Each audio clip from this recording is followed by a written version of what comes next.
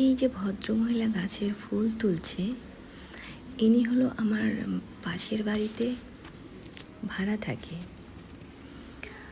তো ইনি আসার পর থেকে ভাড়ায় আমার বাড়ির সামনে যে আমি 5খানা ফুল গাছ লাগিয়েছি, একটা ফুলও পাই না। সকালবেলা যখনই ঘুম থেকে উঠে জিজ্ঞেস করি যে আমার ফুল কি নিচ্ছে, আমার জন্য তো কটা রেখে যেতে পারতো, এতগুলো ফুল গাছ। বলে পাড়ার লোক এসে নিয়ে নিয়েছে, মানে প্রায় বলে পাড়ার লোক এসে ফুল নিয়ে নিয়েছে।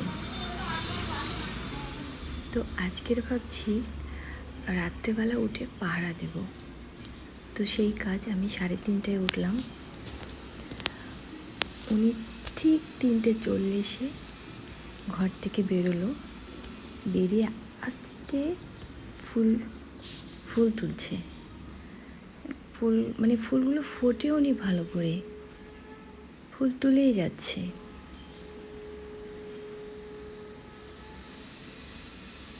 আর শুধু ফুলই তুলছে না, ডালও একটা ভেঙেছে।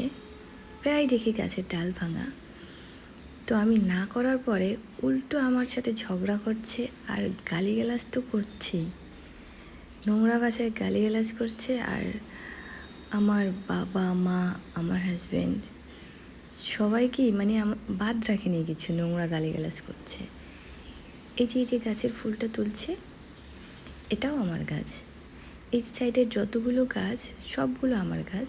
উনি ফুল তুলছে আর গালিগালাজ করছে। কি করা যায় বলেন তো? এভাবে যদি এই যে আমার দরজার সামনে দাঁড়িয়ে ফুল তুলছে আর আমাকে গালিগালাজ করছে।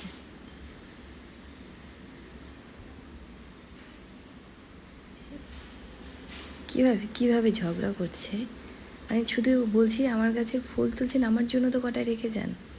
গাছের ডাল ভেঙে নিচ্ছেন, প্রতিদিন ফুল তুলছেন, বাস এইটুকু বলেছি শুধু।